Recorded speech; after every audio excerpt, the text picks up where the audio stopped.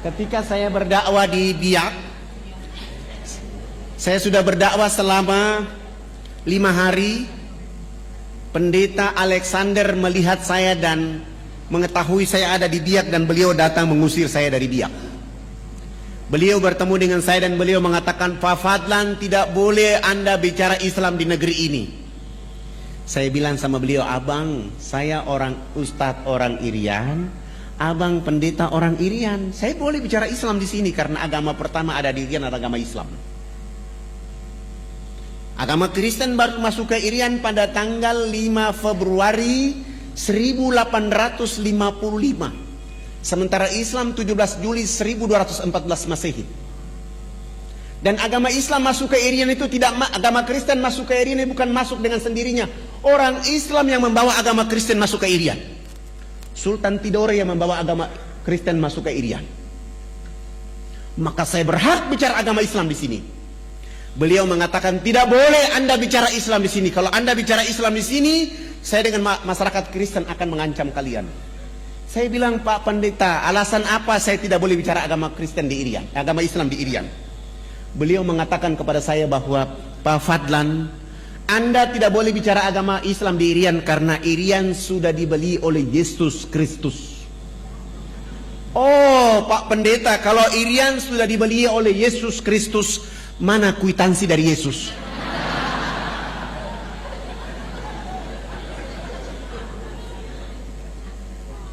Begitu saya tanya kwitansi, langsung Pendeta Alexander dia malu dan dia pergi.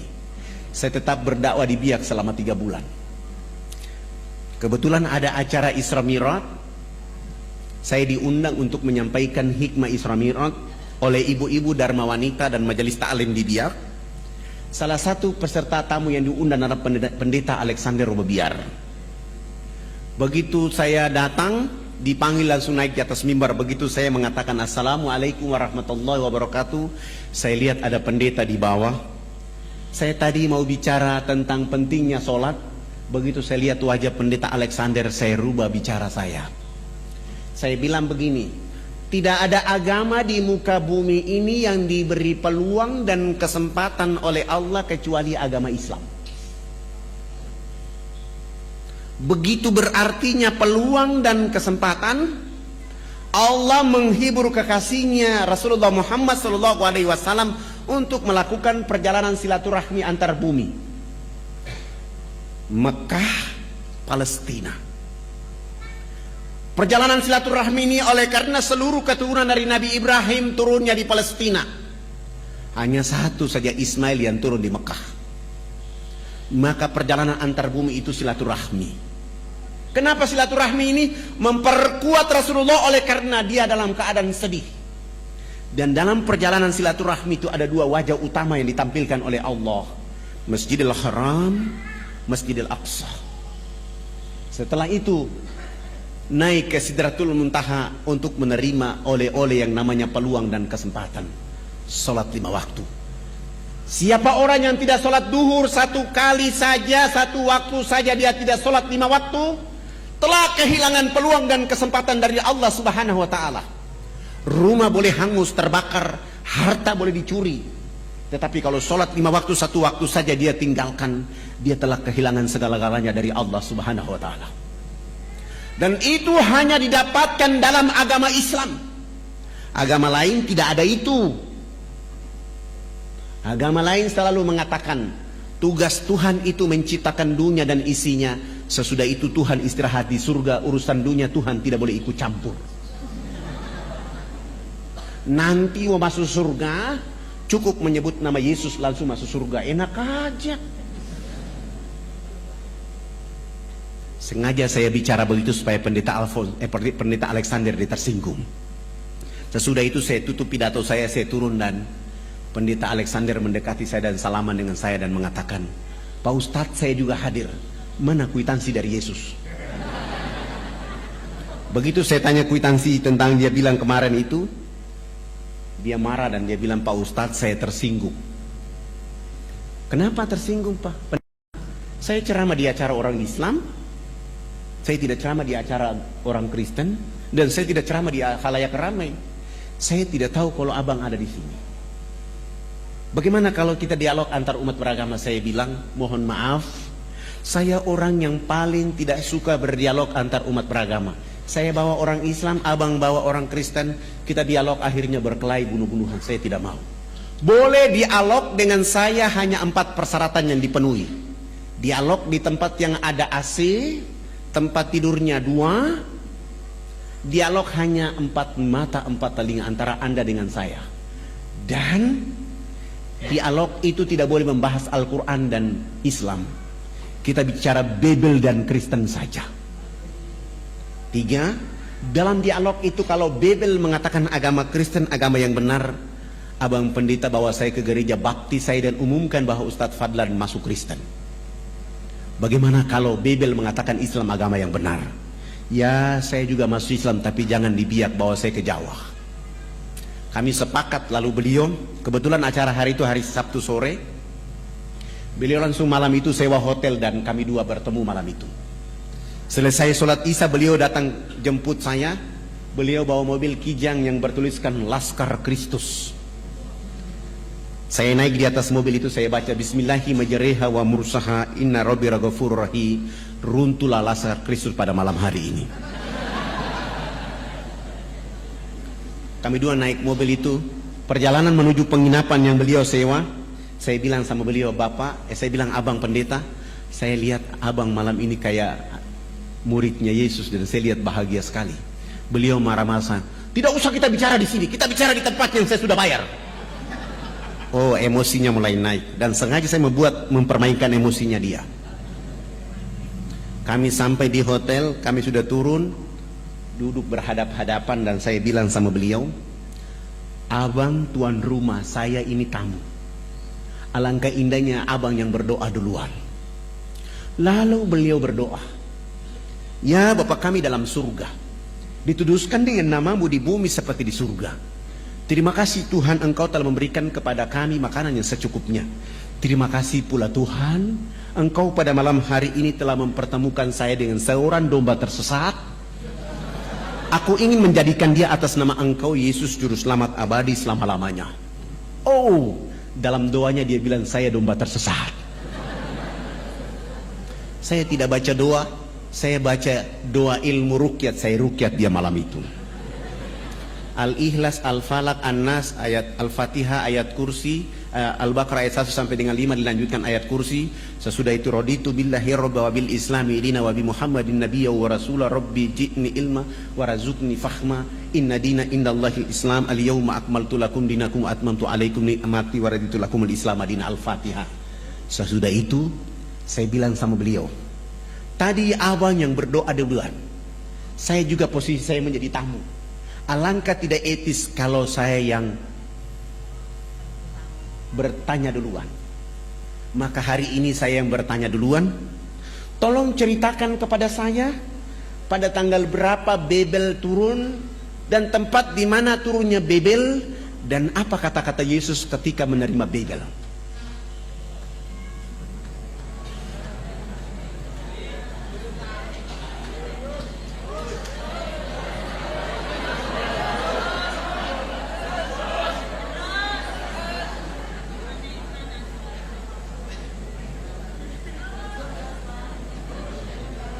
Iya, masih ada berapa menit? Waktu kita sampai jam 8.30. Alhamdulillah, saya rukyat selesai, mulai berdoa dan beliau mulai membuka Babel, Paulus, Matius, Yesaya, Markus. Dia tidak menemukan ayat itu dan saya bilang sama beliau, coba bantu saya lihat Yesaya 12 ayat 29. Di situ ada informasi, beliau baca, saya bilang itu kan kitab suci abang, silakan baca, saya ingin mendengar. Akan datang seorang nabi, diajarkan kitab kepadanya dengan kata-kata baca. Nabi itu mengatakan, aku tidak dapat membacanya. Ayat ini sekarang tinggal nomor ayat, isi ayat tidak ada. Cetakan terakhir saya periksa, tidak ada isi ayatnya. Supaya abang lebih kuat, tolong lihat Matius 7 ayat 21-23. Yesus akan mengusir orang-orang yang menyebutnya Tuhan. Terbitan baru merubah. Yesus menolak disebut guru yang baik. Begitu beliau baca, beliau bilang, saya bilang sama beliau, bagaimana? Beliau bilang sama saya, Pak Ustadz, ayat ini salah cetak ini. Bagaimana mungkin salah cetak? Yang mencetaknya adalah doktor. Kalau mereka salah cetak, berarti Allah menutup hati mereka, menutup mata mereka. Karena Injil 62 sampai hari ini nama ini masih ada. Akhirnya kami tidur. Beliau bilang, udah Pak Ustadz, kita mengantuk dan sebaiknya kita tidur. Sudah jam 2 malam. Akhirnya kami tidur, saya masuk kamar mandi wudu. Sesudah itu saya baca doa dan tidur. Ternyata beliau belum tidur. Beliau masih menggunakan satu ilmu untuk menghantam saya, namanya hipnotis. Saya tetap memperhatikan itu dan ayat kursi tetap saja saya baca di saat saya tidur. Alhamdulillah saya yang bangun sholat subuh, dia yang ketiduran. Setelah saya sholat subuh selesai, lihat sudah jam 8 pagi, saya kasih bangun beliau. Saya bilang, abang katanya mau ke gereja, silakan bangun dan ke gereja. Beliau bangun dan ke gereja, tidak pakai jas lagi, pakaian biasa saja, sampai ke gereja, naik di atas mimbar dan mengatakan di dalam gereja bahwa hari ini saudara-saudara hamba Tuhan, terakhir saya berdiri di mimbar ini, hari ini saya keluar dari agama ini. Dia dikejar sampai 3 jari kaki sebelah kirinya dipotong. Yang membuat dia yakin, hakul yakin, karena mestinya ketika terpotong harus darah tercecer keluar dari tubuh badannya. Ternyata satu tetes pun tidak keluar. Dia lari sampai ke kamar hotel itu, baru darah keluar. Akhirnya beliau bilang, selamatkan keluarga saya, selamatkan saya karena saya mau masuk Islam. Subhanallah. Saya telepon teman-teman dokter muslim menyelamatkan dia, dan kami lari dari Jayapura dari dia ke Jayapura, Jayapura terbang ke Makassar, langsung ke Jakarta, dan beliau masuk Islam di Islamic Village di Tangerang di depan ayahanda Yuna Nasution. Sesudah itu disuruh ke Mesir belajar Islam selama 6 tahun di Mesir. Kembali ke Indonesia menjemput istrinya menunaikan rukun Islam yang kelima. Sesudah haji kami antar kembali ke Biak. Di Biak beliau mewakafkan tanahnya 2.500 meter untuk kami bangun sebuah masjid. Subhanallah, masjid itu dibangun selesai. Beliau, kami sholat subuh berjamaah. Beliau, kami bangkit dari sujud akhir. Beliau tidak bangkit dari sujud.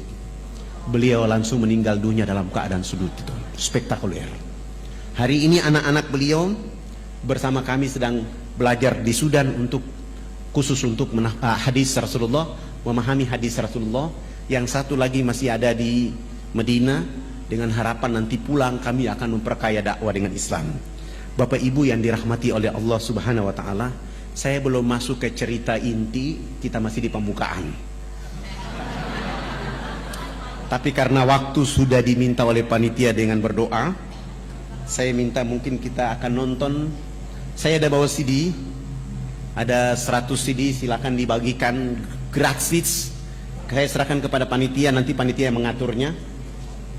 Kalau yang tidak kebagian mohon di copy, disebarluaskan. Saya ingin cerita bahwa hari ini kita sudah bangun 1049 masjid di seluruh Irian. Hari ini sudah ada 229 kepala suku masuk Islam, dan 16 pendeta, 3 pastor pun hijrah menjadi Muslim. Dan kami terus bergerak sehingga 171.000 orang mualaf di Irian, dengan harapan kita akan membuat negeri ini menjadi negeri Muslim terbesar. Dan hari ini yang mayoritas di Irian adalah Muslim. Penduduknya 3.700.000, umat Islam sudah 2.500.000. Dari 2.500.000 itu penduduk Ansor dan Muhajirin bersama-sama. Dan saya mohon doa dari Bapak Ibu, jangan lupa mendoakan kami, karena selepas dari sini kami akan membangun satu masjid di Jayapura, dan di Manokwari ada 2 masjid yang akan kami bangun. Masjid itu dengan nama yang sama, Masjid Yesus bin Maryam. Saya akan bangun masjid ini sebagai upaya untuk membuat saudara-saudara kita bertanya, kenapa memberi nama Masjid Yesus bin Maryam? Saya akan menjelaskan kepada mereka tentang Babel Markus. Aku melakukan kehendak Bapakku di surga, Tuhanku dan Tuhanmu Esa. Dan saya sampingnya saya tulis Qul huwallahu ahad, Allahus samad, lam yalid wa lam yulad wa lam yakul lahu kufuwan ahad. Dan saya akan menjelaskan kepada mereka tentang ayat ini supaya mereka akan faham sehingga tidak boleh mereka melakukan sesuatu. Alhamdulillah, walaupun saya sudah ditombak berkali-kali, sudah dipanah berkali-kali, dan sudah terancam mau dibunuh, tapi bagi saya itu adalah kapsul-kapsul untuk terus berdakwah. Bagi saya itu adalah vitamin-vitamin untuk membawa nama Allah dan Rasul kepada orang-orang yang tidak mengerti, sehingga orang akan bangkit mengenal Allah, sehingga mereka akan tunduk memuji Allah Subhanahu wa taala. Saya punya cita-cita, kalau hari ini kita orang Indonesia sudah punya serambi Mekah, maka alangkah tidak layak serambi Madinah ada di Madura. Tidak layak. Serambi Madinah itu paling cocok ada di Nuar. Kenapa? Karena orang yang pertama sholat subuh di tanah air Indonesia bukan orang Kediri, bukan orang Makassar, bukan orang Jakarta, bukan orang Madura, bukan orang Aceh, tapi orang Irian lah yang pertama sholat subuh di tanah air Indonesia. Orang Irian yang pertama sholat Jumat di tanah air Indonesia. Orang Irian yang pertama buka puasa di tanah air Indonesia. Orang Irian yang pertama sholat Idul Fitri, sholat Idul Adha di tanah air Indonesia. 2 jam kemudian baru orang di Kediri.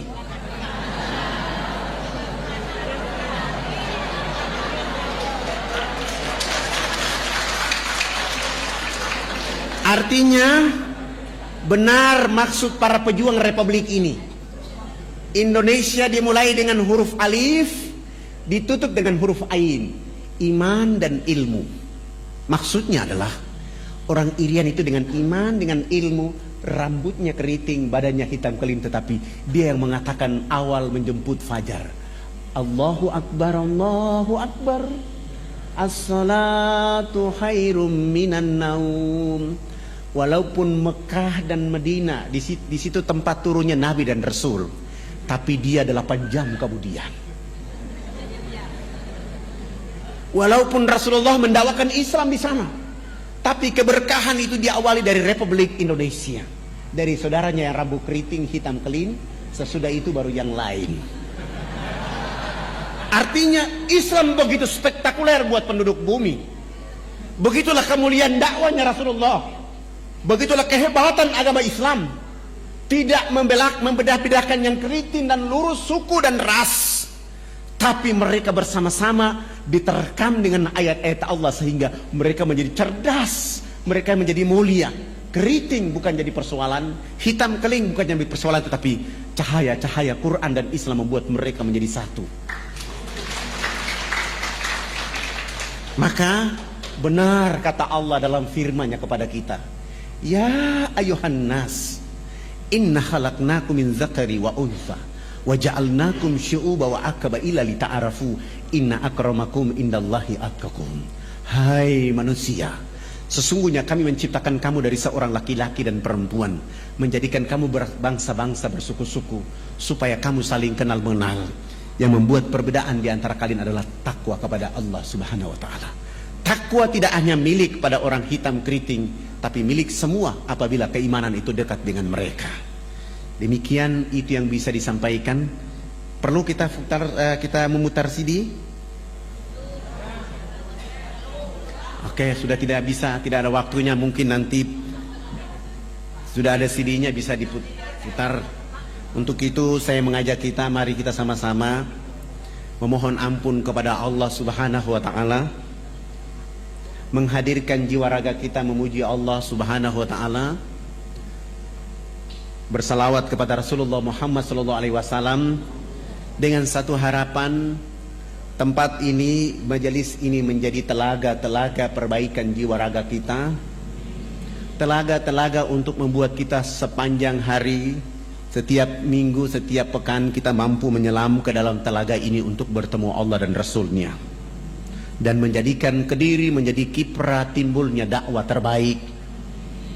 Ulama-ulama dan para mubalik-mubaliknya tampil untuk mengantarkan kalimat hak kepada seluruh penduduk yang ada di tanah air yang kita cintai. Marilah kita sama-sama baca Al-Fatihah. Semoga Al-Fatihah ini membuat kita menjadi mulia di hadapan Allah. Al-Fatihah.